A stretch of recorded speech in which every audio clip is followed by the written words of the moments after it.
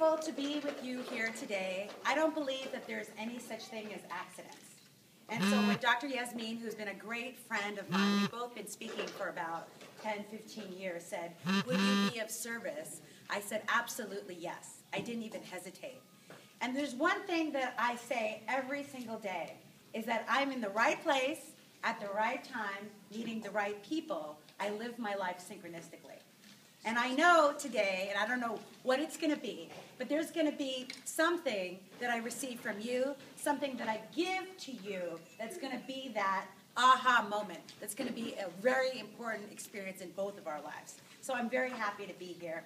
As you heard earlier, my topic is about helping and empowering professional women to be successful without compromising their health, productivity, and relationships. And I really appreciated you talking about that story of divorce, because it was my story of divorce that led me to the breakdown to a breakthrough. And so I'm going to share with you a little bit about that. But how many... Oh, I'm sorry.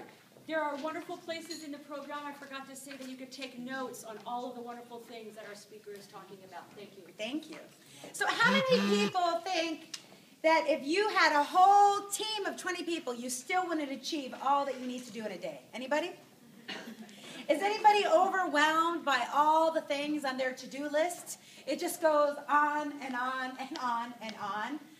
Has anybody ever been frustrated with your business because you're working so hard but not seeing the results? Okay, I hit one. And I think that's what our Honorable Councilwoman was alluding to. You know, as women entrepreneurs, we're so innovative, we're so ambitious, we have all of these ideas and great visions. And what I'm going to share with you today is strategies to turn your efforts into success, but to do it with ease and grace.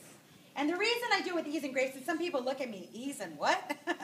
Grace? Wasn't it will and grace? I don't know about ease and grace. It's like not even a word that we're taught, right? I mean, how many of you heard the saying, no pain, no what? Gain. Oh, gotcha with that one. Okay, put the axe to the what? Grindstone, right? It's like if you're not sweating and sacrificing, then it's just not worth it, right? Has anybody heard of that? I don't know about you, but I come from a family of immigrants. My grandmother who is my mentor, by the way, she immigrated to this country from Lithuania and Latvia. She taught me Yiddish. That was my first language after English. I was a little nudnik. Anybody speak Yiddish? And, you know, she would say, you know, if it's not difficult, if you're not suffering, then maybe you're not doing hard enough, right? And then my dad immigrated to this country when he was 18 years old from Colombia. You talked about minority businesswomen. He had no money, no friends, no family. And he would remind me, okay, we sacrificed, we suffered, so you could have a better life. So I'm like, no pressure, right? I've got this Catholic guilt on one side, I've got this Jewish guilt on the other side, and I better be a success, right? So I became, like many of you, a type A personality. Not even type A. Type A plus personality. Because I don't know about you, but if I would get a report card with 5 A's and that 1 B, he'd be like, well, what's going on? Why did you get that B? Were you not studying? Were you not focused? So I had this almost never enough syndrome.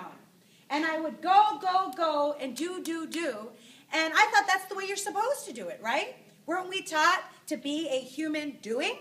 If you're not doing, if you're not going, then you're lazy.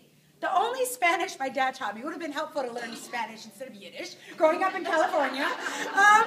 But he taught me el flojo trabaja doble, which means the lazy one does double work, right? Because he would see me struggling. I would try to carry everything at the same time, and then I would fall and have to do it again.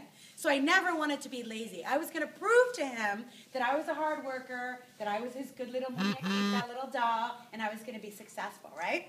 So here I am in college, and I actually was living here in Glendale, over on Garfield, and then I was living right on Louise and Mountain, going to Cal State LA, studying. Anybody live by the beautiful mountain? It's so gorgeous over there.